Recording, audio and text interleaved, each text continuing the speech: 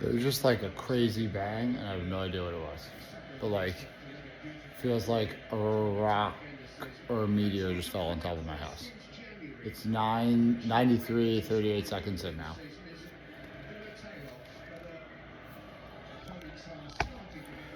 Um, Another thing we were talking about on the golf course the other day was this idea about like how we have so much access to athletes, and so I was watching the pregame for this, and uh,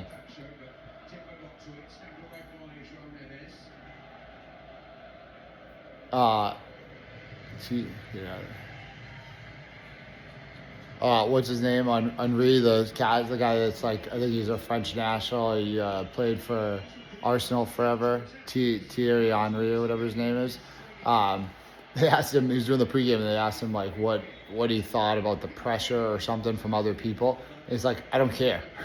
And the woman kind of like laughed at all the hosts, but then he went on to explain like, yeah, I don't care. It's just about me and achieving my goals. I thought it was such like a good statement, and I've been falling in love with like Scotty Scheffler and the PGA guys say whatever they want, but like when Scotty Scheffler, like he's the greatest in the world because he has these shots, but his mindset is like when it's over, he just goes home and like plays checkers with his wife or whatever. But there was one a couple days ago where he like was asked a question, and he just started laughing. Not a couple days ago, sorry, probably a couple months ago, and he was asked a question, and it was just like he started laughing. I think he said like, "What a stupid question" or something. But I just love all the access we have to everything, and it's crazy how you can see like how much the mindset stuff matters. And then on foreplay the other day, they had like a woman who's like a sports psychologist on there. And it's crazy because I bet like all those guys on the Corn Ferry Tour, and there's so many guys that hit the ball so good, but like what makes them next level? And same with these soccer guys or whatever, they just refuse to think that they like can't stop growing, or they can't, like anything you tell them to do they're like going to do, right? So they just keep going. And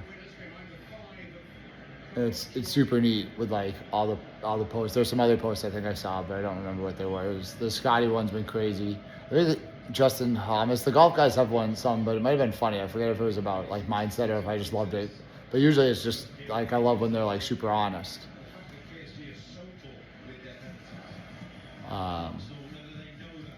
The other thing that's crazy here that I'd love like kids to watch, obviously they always play the body first, right? Which I think we need to talk about more. But the defending, when you watch PSG come back to the ball, like right now, Declan Rice, oh yeah, oh good hit, go. Oh, it was so good. That's exactly, oh my God. Let it go. Oh, I thought he could have let it go backside, but whatever. Don't go to bounds. Don't go to bounds. Okay. But you can see when they check, and they're doing the first half, right? The Arsenal guys would stay right on their back the whole time, right? And it was fun watching Odegaard in the beginning, like try to set the line. He'd try and encourage them because obviously they're just trying to keep like the whole game within like 30 yards or something. So they just move like this. So if he sets it high, or he's trying to slow them up so it's not always defending in their own final third or whatever.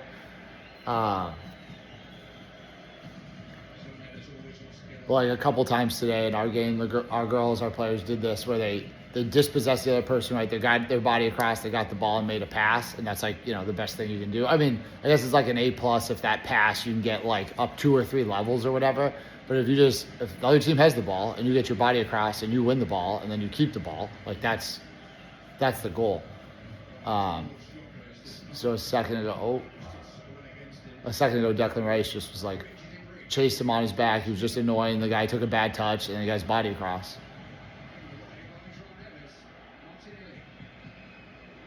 It's 97 and a half minutes right now. Let's hope it doesn't go to PKs. Good tackle. That wasn't good enough. So right there, even I'd argue Gyökeres, he's got to lean and put his shoulder on that guy, right? Like he's just running next to him. Earlier, there was something so awesome. I think it was Saliba, but he was driving forward with the ball, and the defender was coming at him, and he got across him. And that's like one of the next things I think I need to start to work on with like kind of a lot of the teams that I coach and kids I talk to, is like when you're having the ball, if you get ahead of them, we have to like get across them, right? So we talk about on defense all the time, we have to like get across them. But on offense, like if you dribble in front of them, they can't catch you, right? So when you're here, we don't want to go away. We want to just cut right in front of the person chasing us, and then they have to go through your back or it's a foul. And obviously these guys do that the best in the world, but I think it's like the next step for some of the players that I coach. The other thing that's super cool is I've been trying to talk to center backs about like getting midfield, right? I feel like that's something that we're working on all the time, is just getting your lineup all the time, because with defense it's all about like crushing the space. Shrinking the space, right? One-on-one, we want to be on their back, but as a team, we want to move together. But watching this game and watching professionals all the time doing it, but especially like the first half when they were down, or when they were up 1-0, watching Arsenal, they just, they're gaining the 18 too, right? So we like, everyone knows like get up, or whatever. If you're a soccer person, get up, and we're like trying to get up to midfield because you can't be offsides if you're on that side of midfield or whatever.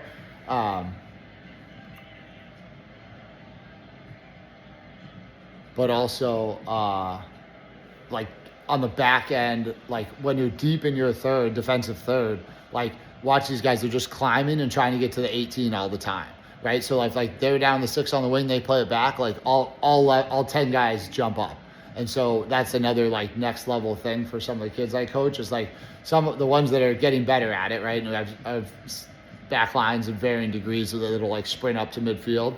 But then the ones that sprint up to midfield, then the next step is like always gain the 18. You always gain everything you can, just to keep them off sides and just to shrink the game. If all your body's in space, we see PSG struggles to score. Obviously, Arsenal's all the best defensive team in the world or whatever, but like the whole idea is to crunch space, right? And this is like a next step, I think, for a lot of the teams I coach to see and understand. We just went over 100 minutes, so we're 10 minutes into extra time here.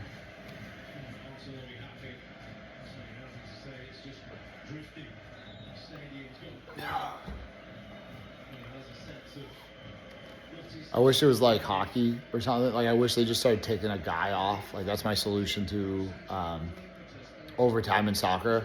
And even if you want to start, like you do it in chunks or whatever, but like through this, there's like every 2 minutes they should take a guy off. Some of their 9s, then their 7s. I was at a lacrosse, like a little indoor one-day lacrosse tournament. I looked over and 2 girls were playing like one-on-one to the death. And it was crazy. There was 2 girls and a goal, each team had a goalie. And the goalies made like 4 saves each way. So the girls had gone back and forth like 7 or 8 times, and they were just like dead. It was so funny to watch. But I think like removing players, like I don't watch the NFL, but I mean NHL, but like whatever they do, I think is cool. And obviously like, what are we doing? Oh, he's just bitching about yards on a throw-in. But it's so cool to watch like that 3-on-3 stuff. And soccer obviously would be insane like that too, and like a different strategy, but I think it's still better than PKs. I know people like PKs are a skill, right? You have to make them, and the goalie's got to do the research. Oh, he got to cross. That's a PK. That's a PK. That was it. He used his speed. He got by him. Here's across him, and the guy ran through him. That's exactly what we were just talking about. That has to be a PK. It has to be reviewed. Oh my God. I don't understand how it can't be reviewed at this level. That other one was such an obvious PK too. That was so stupid. I don't get why that takes so long, but I think that's like why people bitch about all review processes and like you need to do VAR. Oh, another thing I got to look up. Last night, the ref taught me, or hopefully he taught me, that like it can't be a handball if the ball goes like this and hits your hand. Like they had a girl like hit her chest or thigh or something, went all up here, and the ball hit it. And it was like clear. The ref knew it hit it. I did not open my mouth. I did have my arms like this. So I don't know what that means. I don't know if that was too much. But like I didn't open my mouth. I just went like this, and I was just standing there like this until she saw me. And then she saw me, and she said, it's not a handball if it's your body and then your own hand. And I didn't know that was a rule. So I got to look that up actually. Okay, what are they doing? These guys, this is psychotic. I don't understand how they can't check this. Like what? That was exactly what we're... Oh, they're gonna get yellow cards for complaining.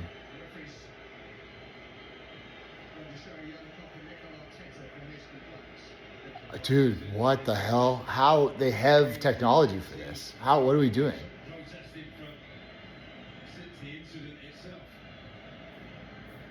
They point at his captain ban. The head coach and captain, right, get a little leeway, but oh my God.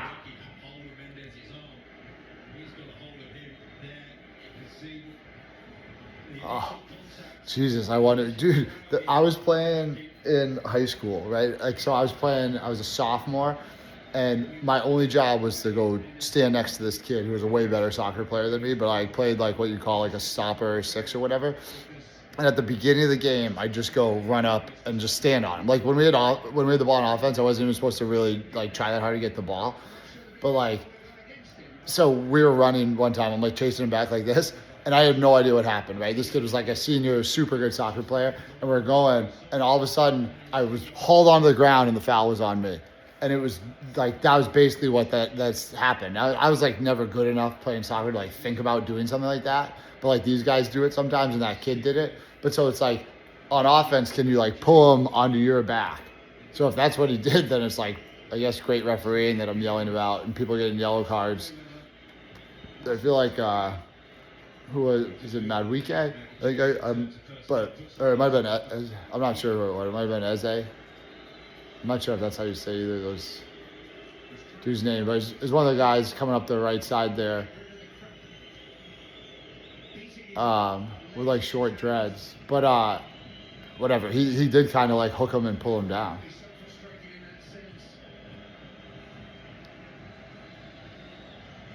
So 47, 40, we're 104, 48.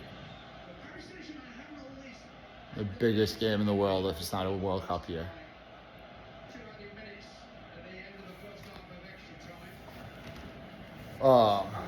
Yeah, that's crazy, I guess. I don't know. But yeah, I gotta look up that rule if it's like if you get hit, if it hits your body first. I just can't be true. I just trap it and whack it like this. But I guess she could say unintentional, right? Obviously, but like I don't. See, this is good. They're compact and they're in the middle third. If they can keep it away from their goal.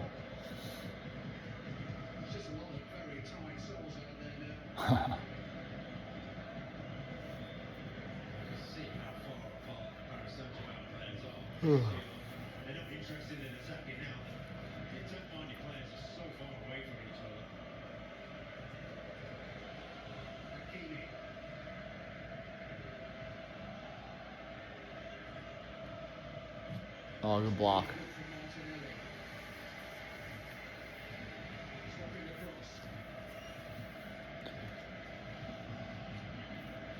I can't wait to see if people think I'm like crazy for doing this or if it's like if it works. I have to try to do it. Like I said, it's all I like think about is trying to figure out how to like. I just feel like if I show myself, like especially like the dumb parts, the parts I'm working on or whatever, but all of the parts, then I think we can like have conversations. And all the people on this, they're like, well, obviously like Wellesley kids and Wellesley parents are probably new, but like Medfield people, I think more or less know who I am and know like where I make my mistakes, and hopefully I make less of them than I used to, like when I'm coaching and teaching and stuff. So I guess, yeah, Wellesley kids know that too. That first lesson thing I posted was real. Like the first lesson I ever taught, I ended up like drawing a bad thing on the board. So I've gotten a lot better at teaching and coaching over the last like 15 years. All right, I'm gonna pause this again, I guess.